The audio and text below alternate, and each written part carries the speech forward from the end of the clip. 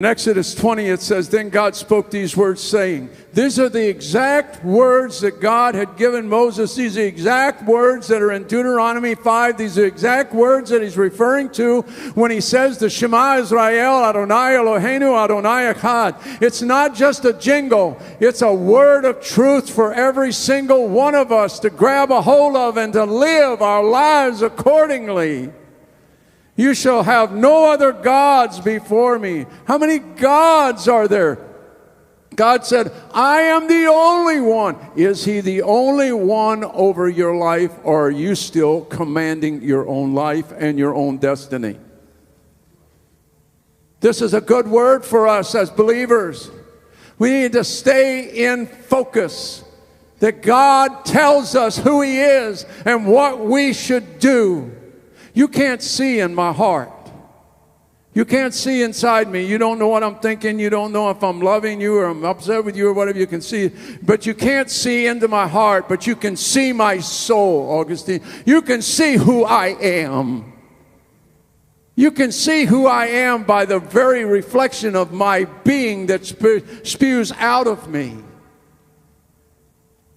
Love the Lord your God with all your heart, because it's out of the heart comes the issues of life.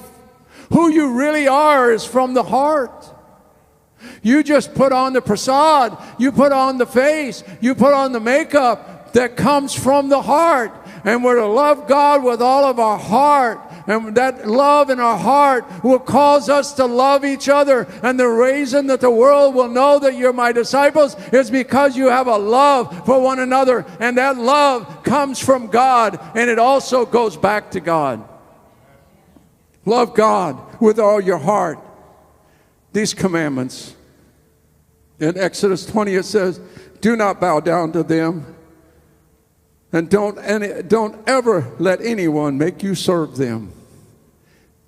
I read that through the years and time, and that thing leaps off the page when we do the 10 Commandments. Don't let anyone make you bow down.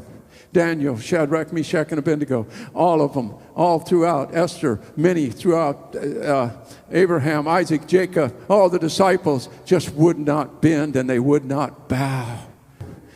The world wants to press us into who they want us to be. They want us to conform to what they are. And God says, you can't do that if you love me. You're going to think my ideas. You're going to think my thoughts when you're doing this. You're going to think my thoughts when it's time to give. You're going to think my thoughts when it's time to give benevolence to people and to help people and to encourage people. You're going to think my thoughts when you see that lost soul and I speak to your heart and you say, stop and say something to him or to her and encourage them. You're going to think my thoughts because why? Because your heart is in tune with God.